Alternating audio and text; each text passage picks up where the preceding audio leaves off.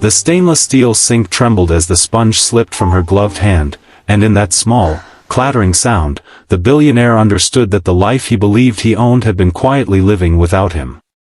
Calder Wren stood frozen in the doorway of his glass and stone mansion, sunlight pouring in behind him like a cruel spotlight. He had come home early, a rare impulse after a board meeting collapsed faster than expected, and now his breath stalled as he took in the impossible image before him.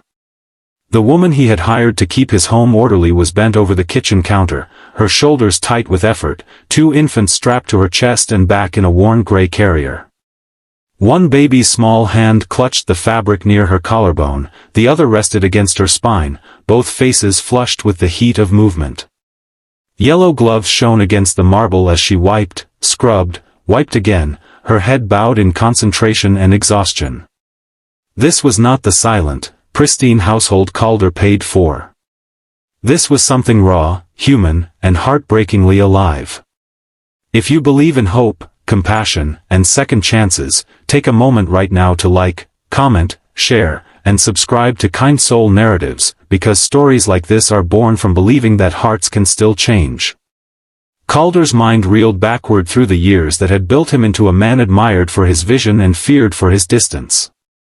Raised in a house where love was measured in achievements and mistakes were met with silence, he had learned early that success was armor. When his parents died within months of each other, he buried his grief under companies acquired and towers raised, convincing himself that control was the same as safety. His marriage had ended not in fire but in frost, 2 people standing in the same rooms without warmth until absence felt like relief. Children had been a discussion postponed until it disappeared altogether. Calder told himself he was free. Standing there now, watching a woman struggle silently under a weight no one had acknowledged, that story cracked.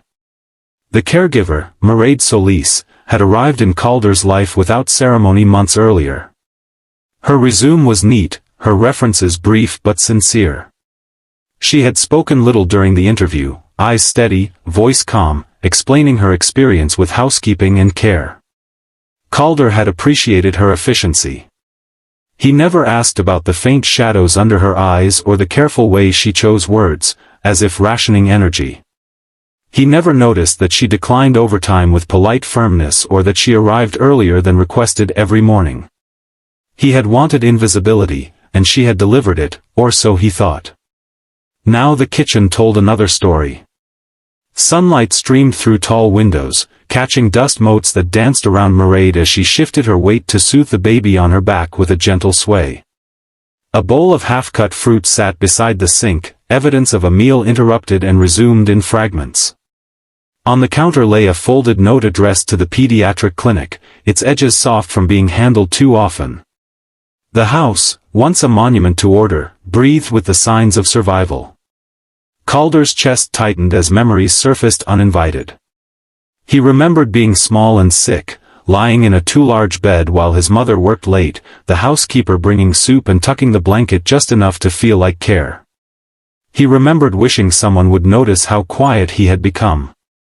Watching Mairead now, he saw the same quiet endurance, the kind that learned not to ask because asking had once failed. Mairead's back burned, but she welcomed the pain because it meant movement. Movement meant she was still providing. After the twins were born prematurely, the world had narrowed to feedings, appointments, and the constant fear that something fragile could slip away while she slept. Their father had vanished before they learned to breathe without machines, leaving behind apologies that dissolved into unpaid bills.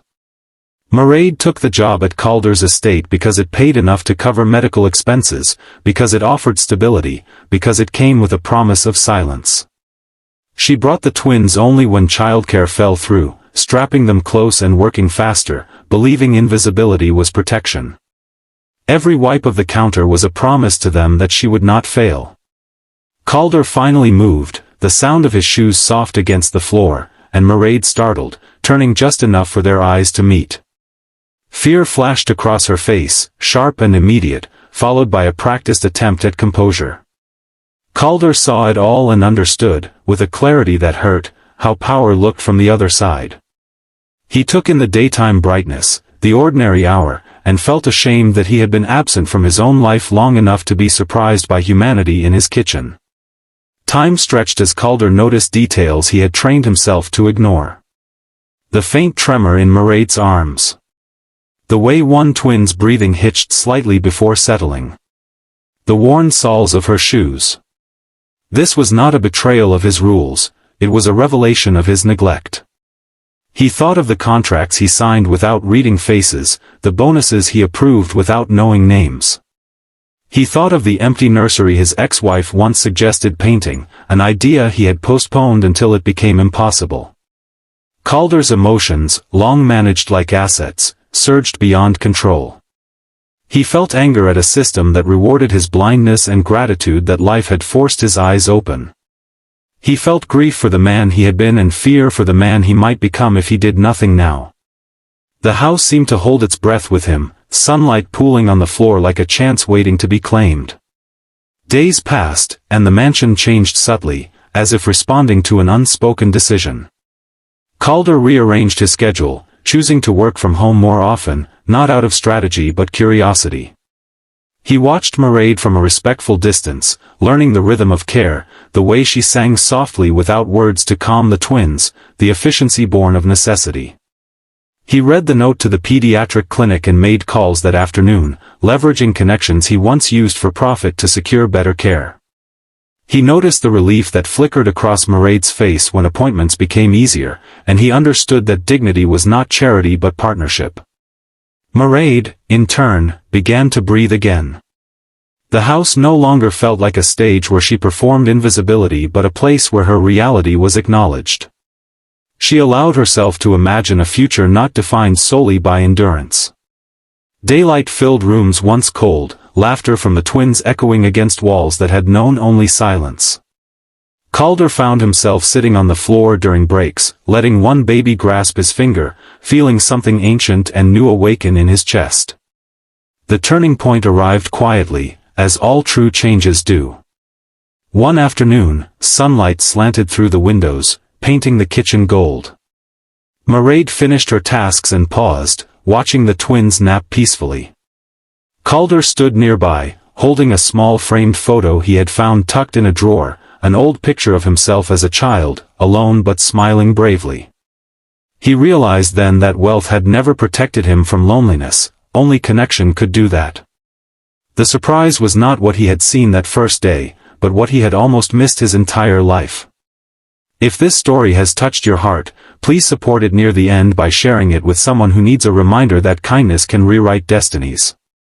Before the final moments unfold, take a second to comment below and share what part of this journey moved you the most.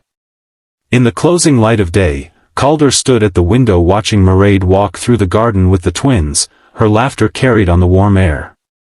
He felt the weight of his past loosen, replaced by a responsibility he welcomed. The billionaire who came home early learned that true wealth was not measured in returns or towers, but in the courage to see, to stay, and to choose compassion when it appears unannounced in your kitchen, wearing yellow gloves and carrying the future on her back.